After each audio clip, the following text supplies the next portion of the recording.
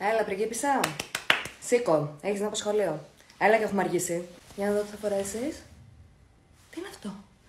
Τοπάκι, μπλουζίτσα. Είναι το κροπ. Δεν υπάρχει περίπτωση. Δεν υπάρχει περίπτωση να βγεις έτσι έξω. Το δικό μου το παιδί δεν θα πηγαίνει έτσι στο σχολείο. Λοιπόν, αλλάζεις και αυτό το μόνο σου το είναι. Ξεβάφεσαι, ντύνεσαι σαν φυσιολογικός άνθρωπος που πηγαίνει σχολείο και έλος τα μαλλιά. Άντε. Ακούς εκεί τοπάκι και φουστίτσα. Αν είναι ποτέ δυνατόν. Μην κλαις. Γιατί κλαις? Αγάπη μου, η Μανούλα δεν θέλει να ριζιλευτούμε, το καταλαβαίνεις? Αν είναι ποτέ δυνατόν, είπαμε, εμείς είμαστε προοδευτικοί. Δεν έχουμε πρόβλημα να φοράς ό,τι θέλεις. Αλλά δεν μπορείς να βγεις έτσι έξω σε αυτή την ηλικία. Αν είναι ποτέ δυνατόν. Ποια άλλη Μανούλα κάνει τα μαλλιά? Πες μου. Λοιπόν.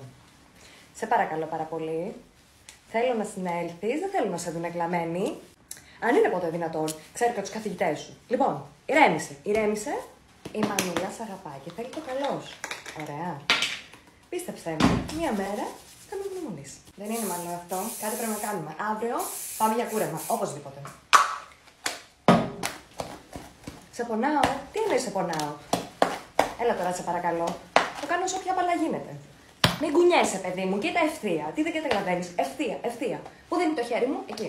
Σταμάτα να κουνιέσαι. Άμα κουνιέσαι, θα πονάει. Δεν υπάρχει περίπτωση να μην πονάει. Λίγο υπομονή, σχεδόν έχουμε τελειώσει. Ορίστε, δεν είναι τέλεια? Ωραία. Έτοιμοι. Πάμε.